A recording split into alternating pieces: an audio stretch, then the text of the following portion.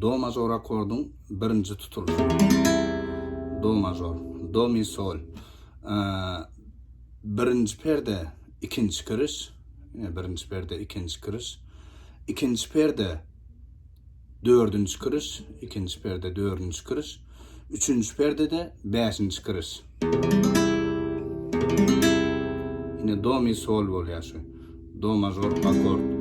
Yine berde altıncı kırışı köplencine beşinci, altıncı kırışı ikisinem tutuluyor.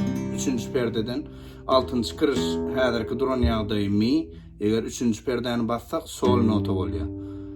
Do majorda da do, mi, sol. Mi de var, solum var. Onun için beyle alsakam oluyor.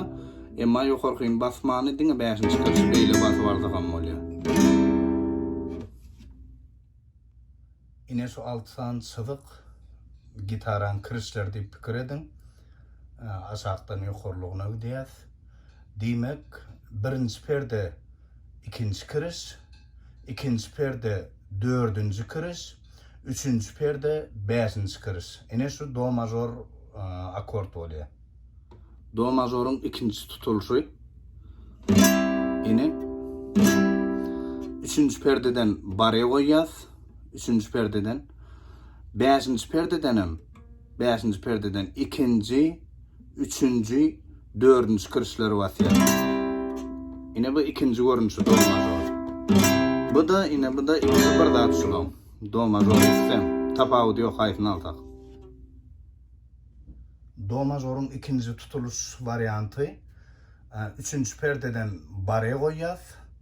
Beşinci perdeden ikinci kırış, üçüncü kırış, dördüncü kırış. Üçünden sonra beşinci perdeden tutacağız. Yine bu do majorun ikinci varyantı. Yine do majorun üçüncü tutuluş görünüşü. Yine bu da sekizinci perdeden baraya koyacağız. Sekizinci perde. Dokuzuncu perdeden üçüncü kırışı basacağız. Dokuzuncu perde üçüncü kırış. Onuncu perdeden hem dördüncü, beşinci kırışları basacağız. Yine bu da bir görünüşü. Do major, do major, do major, do major. Haytını altakam oluyor şu. Do major akordun üçüncü varyantı. Sekizinci perdeden baraya koyacağız. Sekizinci perde. Dokuzuncu perde üçüncü kırış.